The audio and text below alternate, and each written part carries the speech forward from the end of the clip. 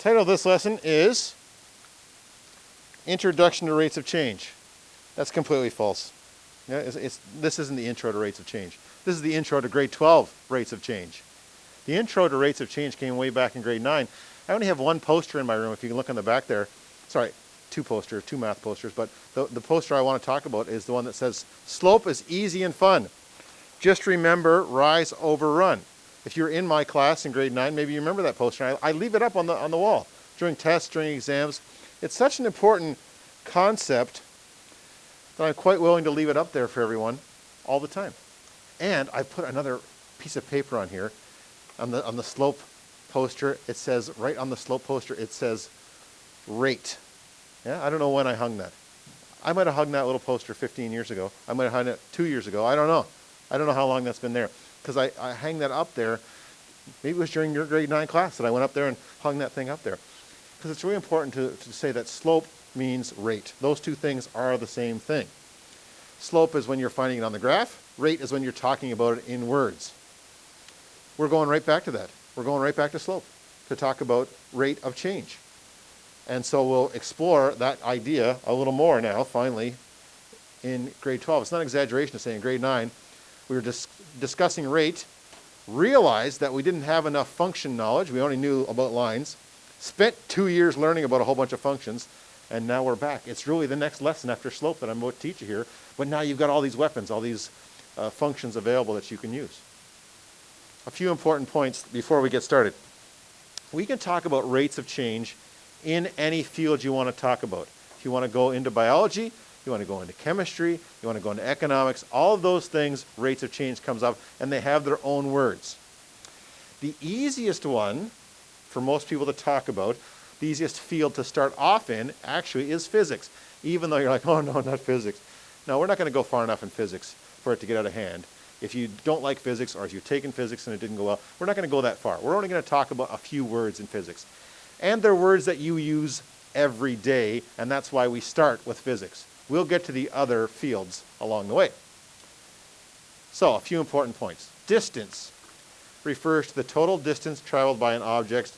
Distance is never a negative value.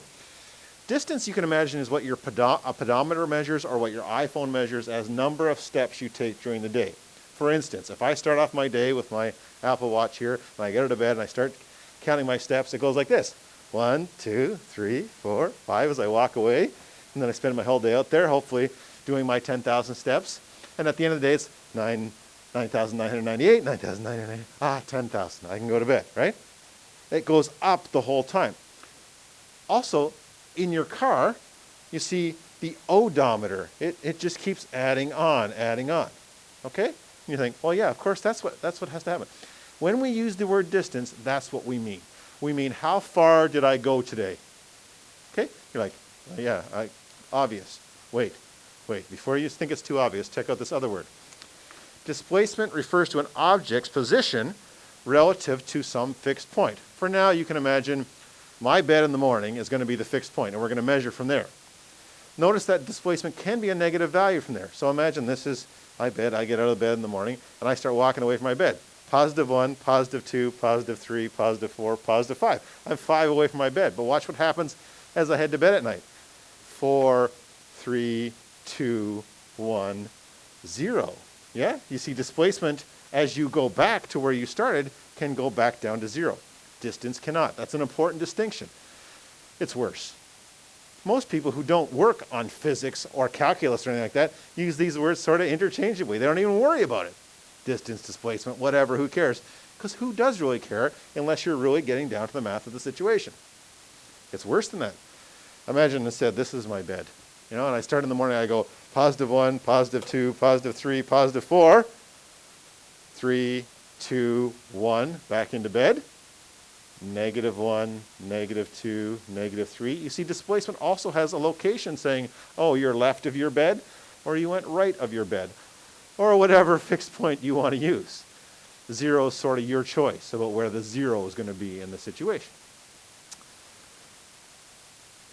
2 more words. Speed refers to how fast an object is traveling without regards to direction. This is the speedometer in your car. You look and go, how fast are you going right now? Oh, I'm going 70 kilometers an hour, or I'm going 80 kilometers an hour.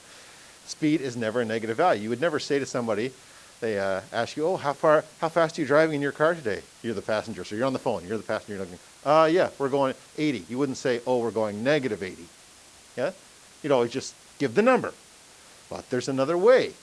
The other way is to say velocity, and velocity refers to how fast is an object moving and include the direction.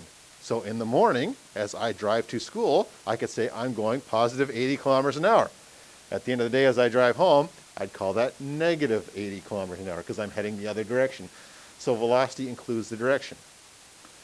Again, though, most people who don't do physics and calculus every day or just talking with their friends will use these interchangeably. They'll say, oh, my velocity's 62, and they don't include a direction.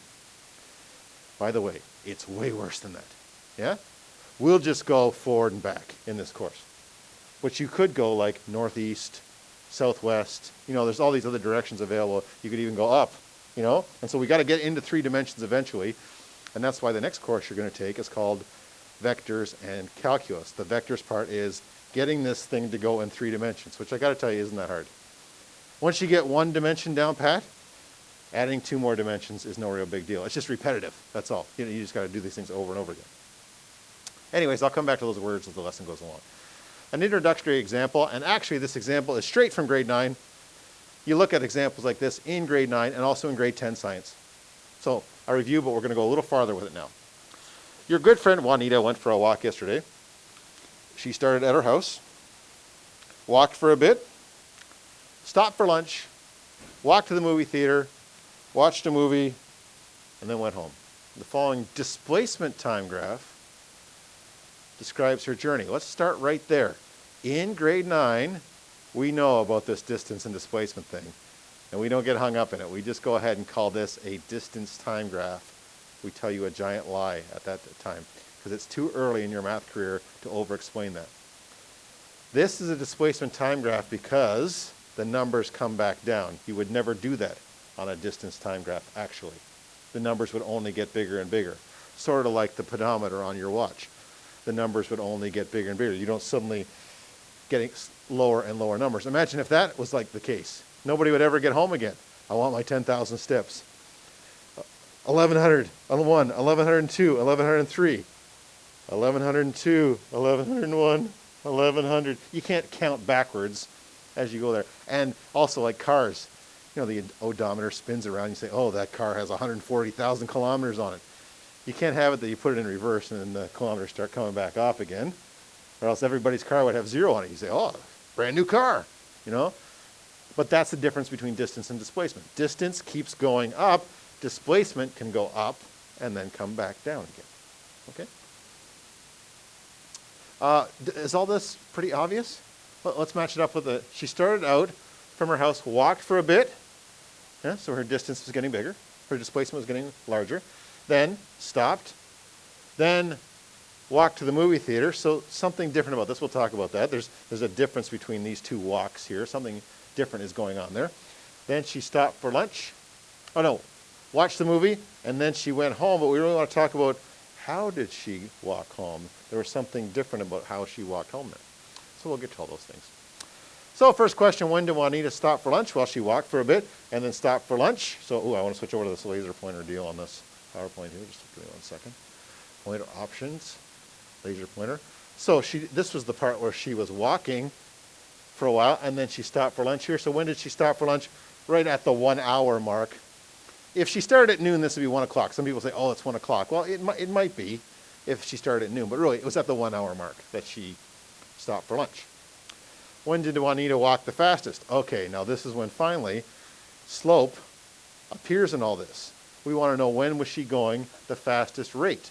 And to do that, we need to know the slope of this section here, the slope of this section here, and I guess the slope of this section here, maybe that's where she was walking the fastest. Did it say? When did Juanita walk the fastest? So walking the fastest could be walking away from her home or maybe walking back towards her home. So you got to go through and find all these individual slopes. Now, questions will get harder than this where you have to find the individual slopes. This one's set up that we can just look at it and talk about slopes a little bit. Right in this section here, she's going 2 squares for every 1. Here she's going 2 squares for every 3, so that's a higher rate than that one. Maybe you can even look at that and say, okay, that's definitely slopier. We don't say slopier. Steeper. Yeah, this is definitely steeper. And then look at this section here, though. This was 2 squares for every 1. Over here, she was going 3 squares for every 1. That's the higher rate. That's what we were talking about in grade 9 actually was, what's the different slopes, what's the different rates.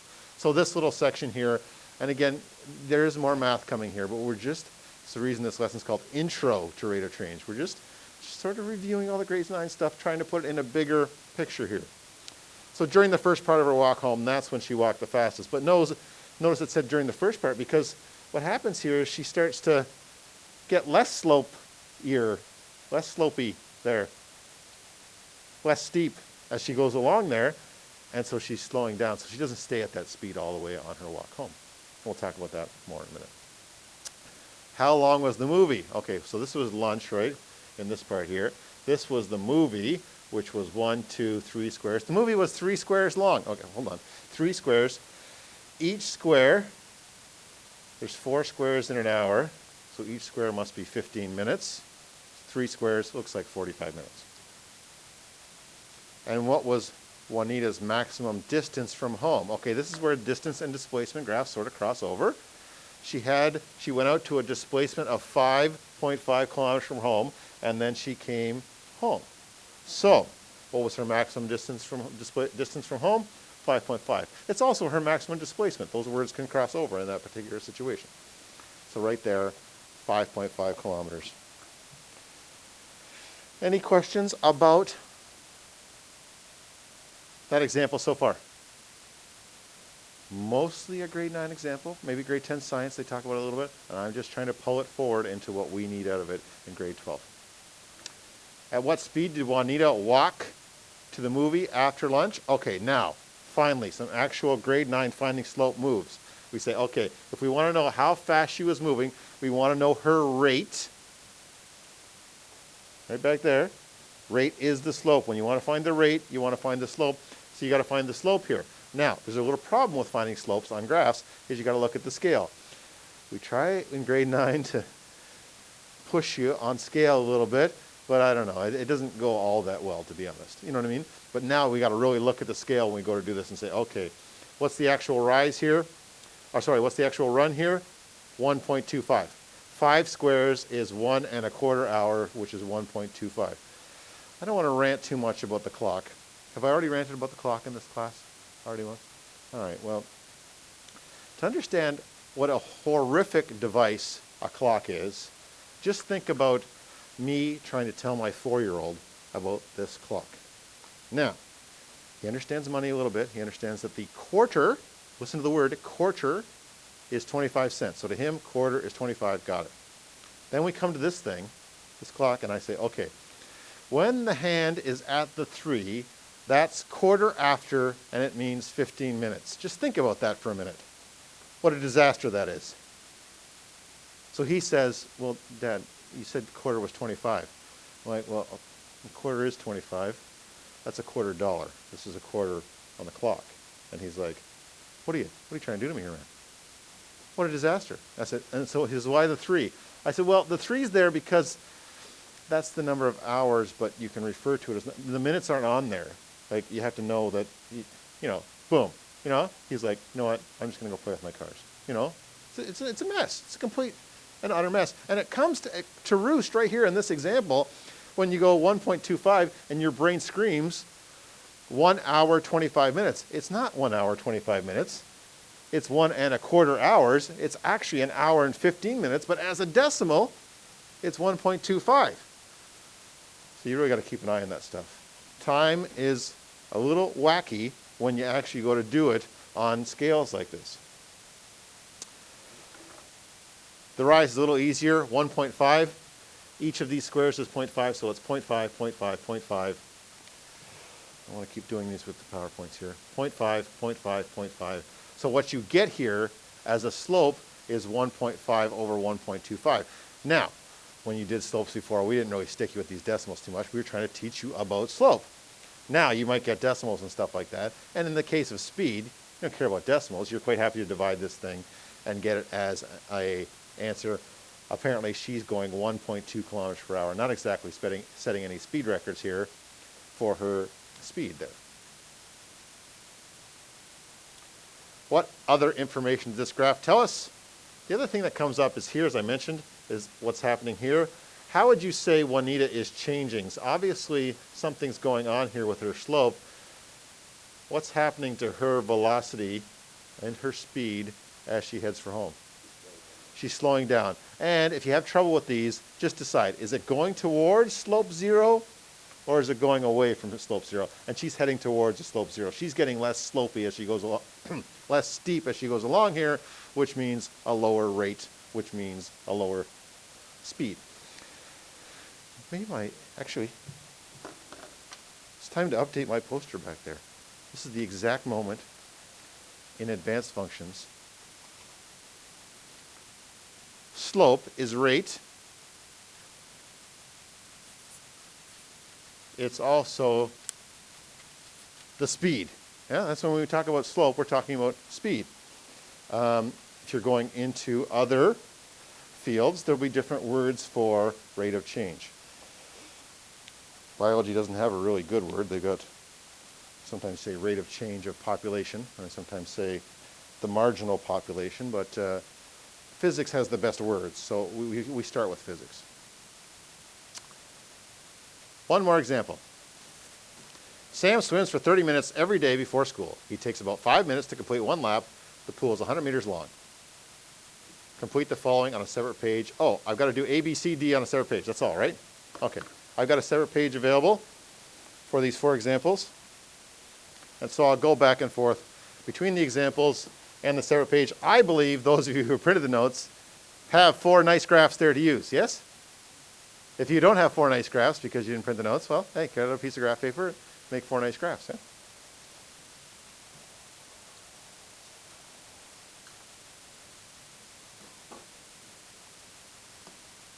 Here we go, first example. Sam swims for 30 minutes every day before school. So he's going to swim exactly 30 minutes. He takes about 5 minutes to complete one lap. Let's talk about laps for a second. A lap in a pool means you go all the way out to the wall, and then you turn around and you come back. That's one lap, okay? If you don't like that, well, that's how we'll just use this example today. So he takes about 5 minutes to complete one lap, and the pool is 100 meters long. So he goes out 100 meters, and he comes back 100 meters. So if we're going to do a graph of this, a displacement time graph, how long did it say he swims for? 30 minutes? Okay, so I need 30 along my scale here. The thing with scales is you don't have to write on every single line. I think when you first learn these in grade 7 and 8, they make you write on every single line. There's no reason to do that. You can go like this, 0, 1, 2, 3, 4, 5, 6, 7, 8, 9, 10, 11, 12, 13, 14, 15, 16, 17, 18, 19, 20, 21, 22, 23, 24, 25, 26, 27, 28, 29, 30. Okay, yeah, I made the graph paper for this one, so it exactly works out to 30 nicely. And this is time in minutes. And this is displacement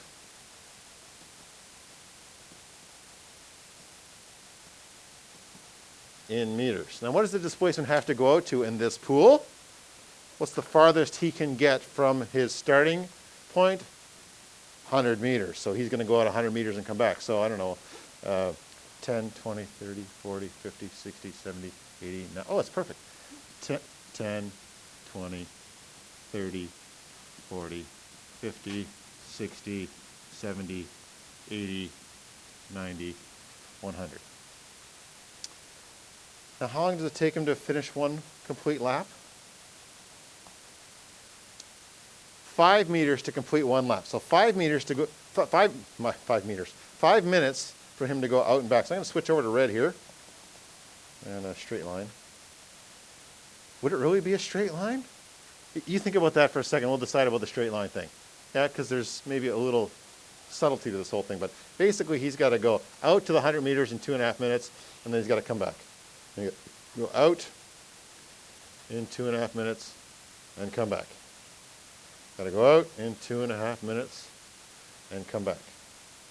Out in 2.5 minutes and come back. Out in 2.5 minutes and come back. Out in 2.5 minutes and come back.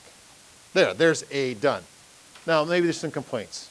There should be some complaints about this, especially if you're like an actuary person. Everybody's got a friend who's the actuary person who has to just go, well, actually, technically, there's two things to talk about here. Would he be able to keep his exact same velocity all the way through the lap? Probably not. Yeah, if we were actually going to graph somebody doing this, they probably wouldn't keep straight line. Maybe they'd get tired in one of these laps and so on. And we'll talk about examples sort of like that. But we're just doing intro here. We'll just do a basic graphic. The other thing is these corners at the top here are a really big problem. And that problem we'll deal with and talk about through this course a little bit. But definitely in calculus, we'll talk about corners. Let me just talk about why the corner is ridiculous. There's no way to go from positive velocity instantaneously to negative velocity. Okay, well, I can think of one way you could do that. If you went out on the railroad tracks out there, and you were running down the railroad tracks at 2 meters per second, and the train came and it was going 2 meters per second that way, then maybe you could instantly change from positive 2 meters per second to negative 2 meters per second. That's not really, that would be catastrophic though, right? That would be life-ending to do it that way. That's not really what he's going to do in the pool. He's going to get to the end of the pool like that. He's going to swim towards the wall, and then he's going to do one of those little flipperoo moves if he's really good at it. Or maybe he's just going to touch the wall, and he's going to turn around, and he's going to start going the other way. Really, those corners up there shouldn't be sharp. What really should happen, he should sort of have a curve there where he slows down and then speeds up. I'm not going to hold you to that in this course at all. But we do deal with that about halfway through calculus, where we start going, okay, let's talk about these corners for a second. We really can't have corners there. But for now, the corners are fine. We're just trying to get a basic idea on what this displacement time graph would look like. Any questions about that opening example? Is good? No. All right. So the next one says, if the pool is lengthened to 150, but Sam still swam at the same speed, how would the graph change? Well, it doesn't actually ask me to graph to make a new graph there. And you can make a new graph if you want, and I put a new graph there. But let's talk about what would happen if the pool was 150. What would the only real difference be in this thing if the pool was 150 instead of 100? Well, it's going to stay the same. He's going to go the same speed. He's going to go 30 minutes. How does this graph change? Oh, I'll go back to this graph here. Yeah, it's going to go up to a higher y value.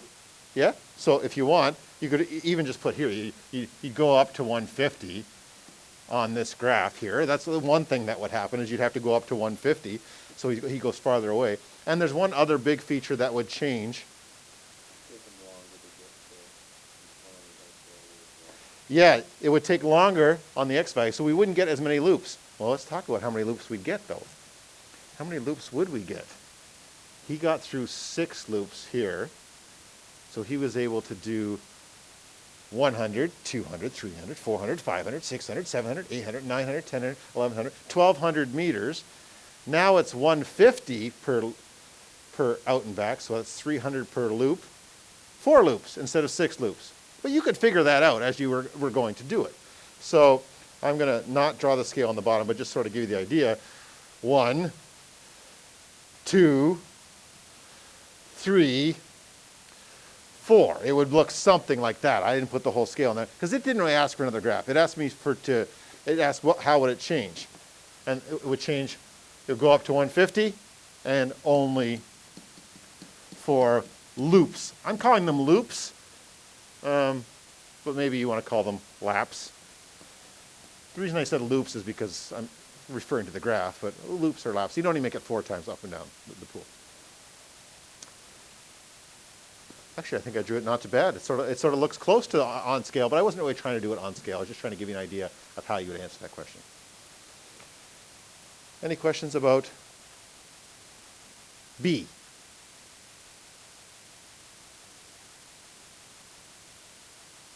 C. When Sam started to swim every day, he wasn't in good shape, and after 2 laps, he would start to get tired and slow down. How would this affect the graph? Again, it didn't ask me for a graph. I'll draw a little sketch of the graph of what it would look like. What would happen to these loops as he started to slow down? Yeah, he's doing a perfect thing. He's like, it's kind of wider at the bottom. It would take longer. I'll just do 2 loops, okay? So you can really exaggerate it. His first lap, 2.5 up, 2.5 back. Then he really slows down. Yeah? It's worn out. This would be me in the pool. This is exactly what I would do. I'd jump in and I'm like, yeah! And after 1 loop, no! Too tired, can't do it, right? So I'll just put loops, get wider. And I've used the word loops because I really want to refer to the graph. We could talk about it in words and say, oh, it would take him longer to do each lap. Yes, that's true. But the loops would get wider like this. Is there questions about C? Basically, you're just extending the time for each loop. The slope is less. His speed is less. One more to go. D. Sam swims the front crawl on the first half of the lap and the butterfly on the second half of the lap. The butterfly is about twice as fast as the front crawl. What? No, that's not true at all. Yeah? The butterfly is slower. But okay, apparently he's twice as fast as the butterfly than he is to the front crawl. And Sam only manages to complete 4 laps in the half hour. Graph this situation. Okay, this time they say graph this situation. Let me just get it all set up for you. 0, 1, 2, 3, 4, 5, 6, 7, 8, 9, 10, 11, 12, 13, 14, 15, 16, 17, 18, 19, 20, 1, 2, 3, 4, 5, 6, 7, 8, 9. Still got the 30 minutes. Still got the 100 meters. I'm going to go back to that, the 100 meters. 10, 20, 30, 40, 50, 60, 70, 80, 90, 100. Oh, let me just put these on here. Time in minutes. Displacement in meters. And it said he only did 4 loops. Now this is the part I'm going to slow down. I think this is the only tricky part of the lesson part of this. The homework, well, it's not long homework, but there's some thinking that has to go on, okay? I think it's in your package, is it? Am I right about that? The very next page says, assigned work. Am I right? And there's 5 questions. What a treat compared to the homework I've been throwing at you in Unit 1, yeah? So here's the first of the tough questions. I think there's 2 tough questions to figure out. 1, if he does 4 loops, he does 4 laps in 30 minutes, how long will each lap take? Maybe it's not that tough. Maybe I scared you off because you're like, he said this is going to be tough. It doesn't sound too tough. 30 minutes for 4 laps. What are you going to do to figure out how much per lap? Just 30 divided by 4, yeah. So I'm going to put it in my calculator here to model that. Good behavior of using my calculator. 7.5 minutes per loop, okay? So what I'm going to do, and this is actually a strategy we're going to use huge over the next couple of chapters, is go, well, I don't know what the whole graph looks like, but I do know some points. I know he starts at 0 displacement. I'll do that in blue here. And then he's going to be back to the beginning in 7.5 minutes. 7.5 more minutes, he's going to be back at the 15-minute mark. He's going to be back at the 22.5-minute mark, and he's going to be back at the 30-minute mark. Does it look right to you? Like you're like up and back, up and back, up and back, up and back. In 30 minutes, there's the 4 loops. Now, maybe that wasn't so tricky, but the other part is just a little bit tricky, and the pressure's on me to just say the right things. He goes half as fast in the first part, twice as fast in the second part. Let me read it one more time. Sam swims the front crawl in the first half, and the butterfly is twice as fast, which is not realistic at all, okay? But half as fast in the first part. You've got 7.5 minutes. How long will he be going with each one? My little physics hint here. If you're going half as fast, you're going to take twice as long. Too crazy a physics concept that it's just saying, hey, if you're going half as fast, you're going to take twice as long. What do you like here? Question.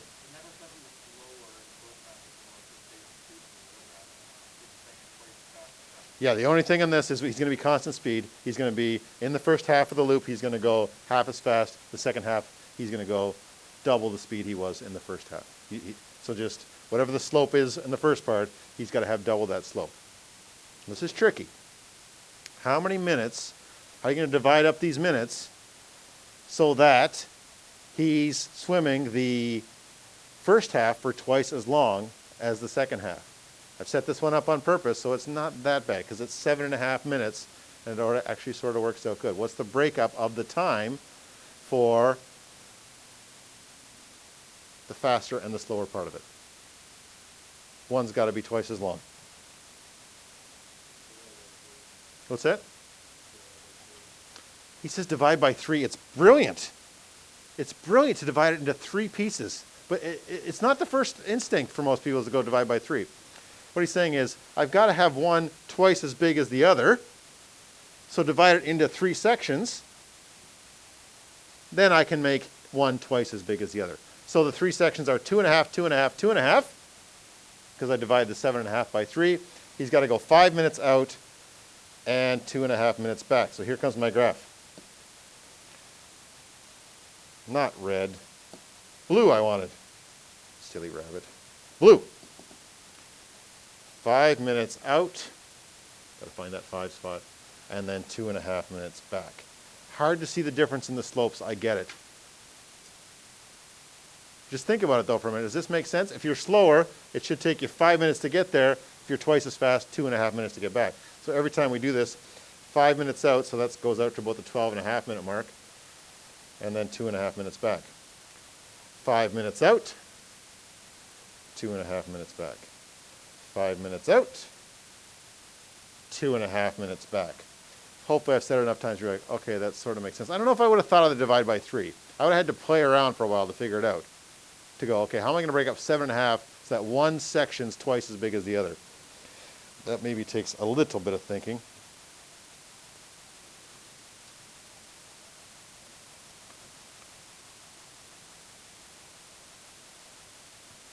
Any questions on that example?